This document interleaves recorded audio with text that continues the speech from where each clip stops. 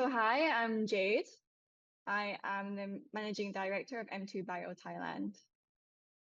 I have a background in Muay Thai and also in psychology.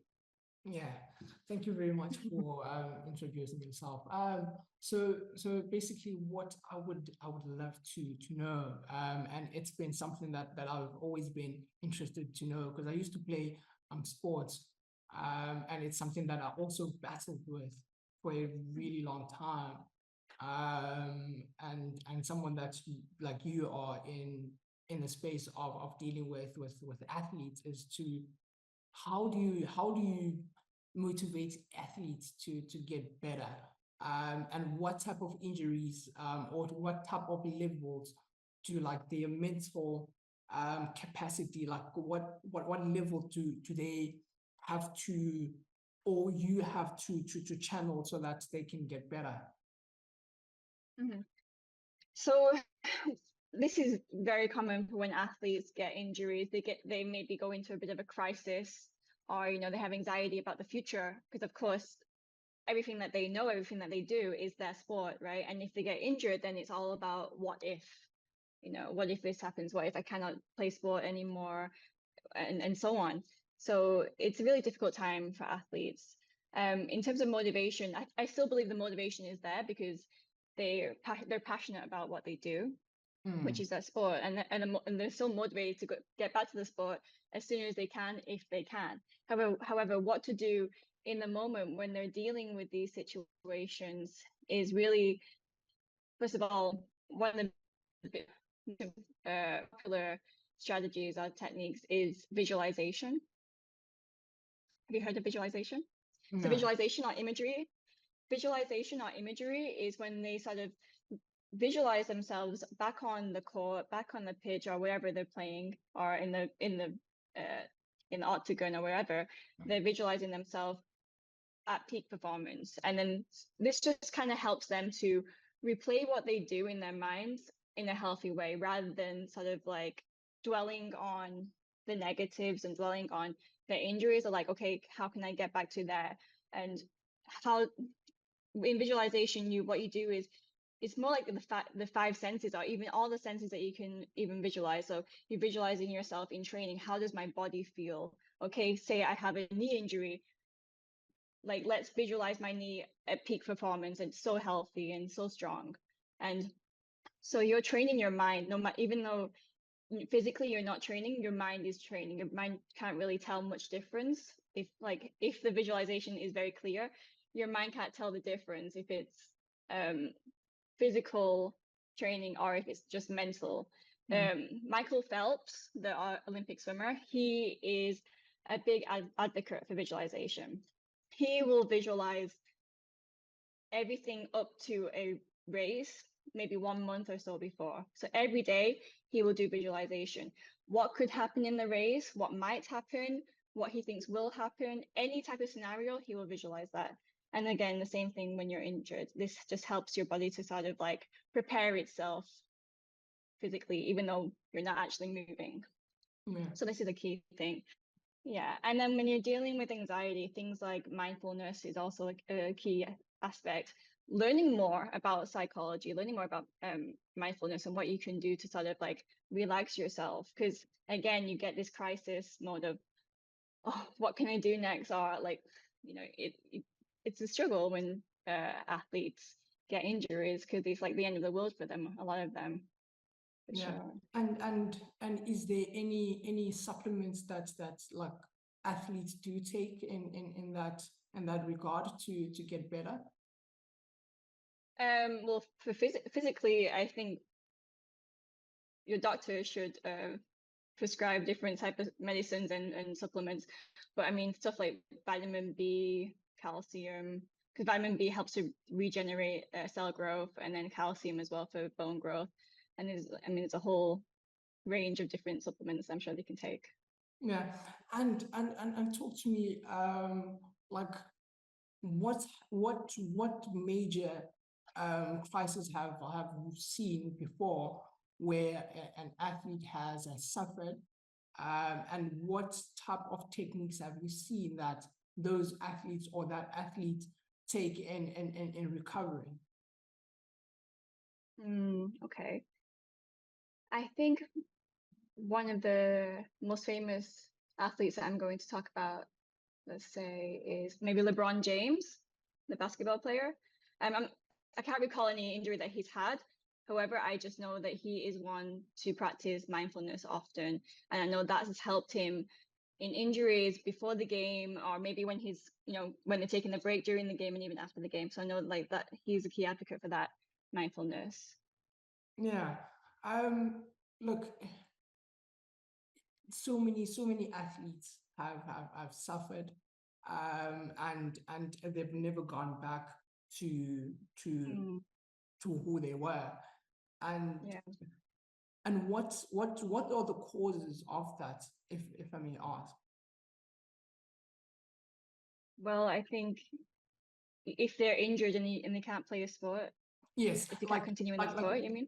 yeah, like for example, if I just rephrase my question, as to the injuries that they would get, what type of injuries that you've seen where like an athlete can't get back to their full self. For example, I would give you an example.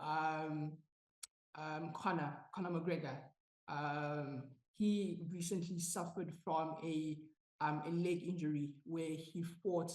I just forgot who he fought. Where he broke his leg. And he hasn't fought for a very long time. Those type of injuries are very impactful in the body. Like, how can a human body get back to that shape, and also keeping in mind the mental health as well to get better? I think if it's something that's going to shorten their career, I mean, physically, all they can do is physio, right? And to follow what the physio would say, just all those like small, like strengthening exercises and slowly build that strength up again, if that's possible. But then if it's something that's reoccurring, like I know these fighters who get like dislocated shoulders, and it's quite common that once it happens, it will happen again. And I've seen that in the ring, actually. I've seen fighters go in the ring and then they're doing really well in the fight. And then all of a sudden, boom, their shoulder will just like kind of fall out of place. And that will shorten a career of a fighter. So something like that, how to deal with it. I think once it kind of stops their career and they can't continue to do what they do, a lot of the time athletes will have an identity crisis because they are what they do. In general, humans are what we do, right? Like if you do boxing, you're a boxer. If you're a footballer, I mean, if you play football, you're a footballer, right? So like this identity crisis of who am I now? If I'm not a fighter, who am I now? And that's something challenging for a lot of athletes if they can't continue their sport in that way. So I mean, having good support around them, like being able to talk to people is key. Maybe therapy, and also just exploring what else they can do in their life. I think that's a time for exploration and see like, okay, if I can't play this sport, can I play a different sport, or can I do something else in my life? I think that's the time when they need to sort of like just explore life in general. Yeah, and what advice would you give someone that is currently suffering from an injury, and also it is messing up with the mental health as well, because I mean mental health is a huge problem in the sporting world. We've seen so many athletes that couldn't get back to who they were. And that has also, because you have to remember as well that also in a way disrupts your personal life as well. It goes back to, like, for example, if the athlete is married, and then that can affect the relationship with his wife or her partner, and then the kids as well. Like, what advices would you give someone so that they can avoid those problems? Yeah, I mean, it's hard to say completely avoid, but maybe be able to manage the situation better and reduce their whatever crisis they're going through, if that's depression or anxiety or, you know, just complete sadness. Well, again, talking to someone is absolutely key. You know, that's the thing with athletes. You always want to seem like, you know, the strong superhuman person, right? But no, like, we're all human and we all have feelings and we all have up times and down times. So yeah, being able to talk to someone, finding that safe space or that person, if it's a friend, if it's family or a therapist, to just like express yourself. I think that is key, and that really does help unload a lot of the weight that's on your shoulders when you're feeling this type of way. If you're not there yet, if that's still a struggle, then I would suggest journaling, right? Just writing down your thoughts and feelings and just trying to get it out of your head and onto paper and just like fully express yourself. Another thing is distraction. So look for other projects to do, or, you know, something else that you enjoy. And my last question would be, is there anything that you would love to share with regards to this topic, or any other areas that I might maybe missed that you would love to share with the audience?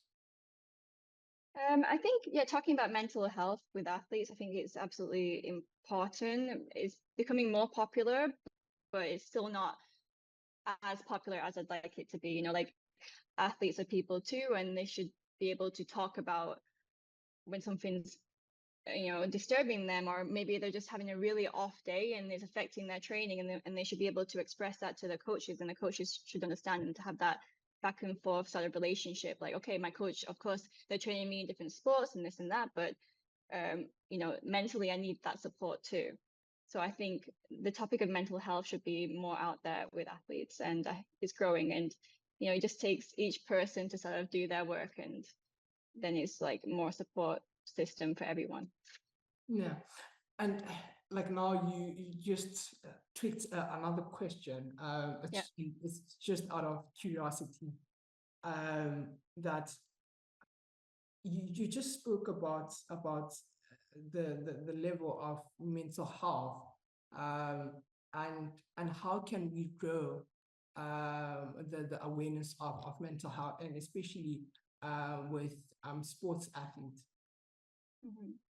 I think just talk about it, make it more normal to talk about these things.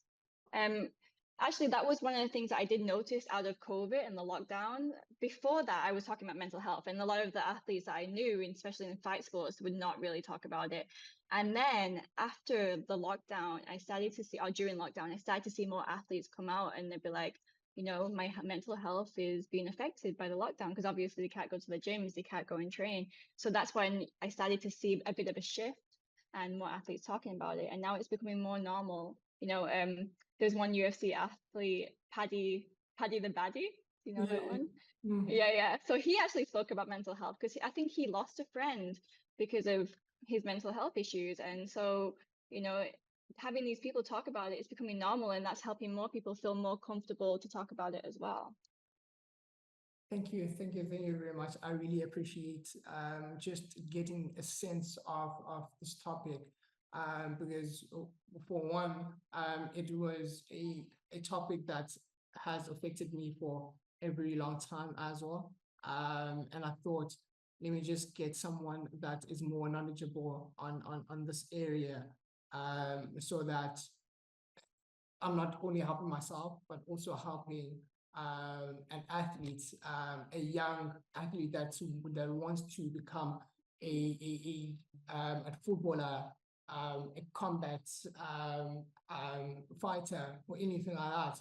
That now they are aware of these type of issues, so that when they start their careers, then they know that at least now they are knowledgeable on these sensitive topics. Yeah, and I think it's also important for athletes to know that, okay, yes, maybe whatever sport you're doing is your world at that moment, but there's more to the world than that. You know, you can also explore other interests and different topics. So like yourself, like, you stopped playing a sport, but now you're doing Cape Town TV. So, you know, you found your other passion and something that works for you. Yeah. Thank you very much once again. I really appreciate you just giving me your time and just dissecting this topic. And I hope this is not our last time having a conversation like this, that in the long run we will speak about these issues again. Likewise, yeah, thank you so much for inviting me on, and I'm happy to share with you. And yeah, I'm also happy to talk with you in the future. Thank you, Likho. Thank you very much, Jade. Bye.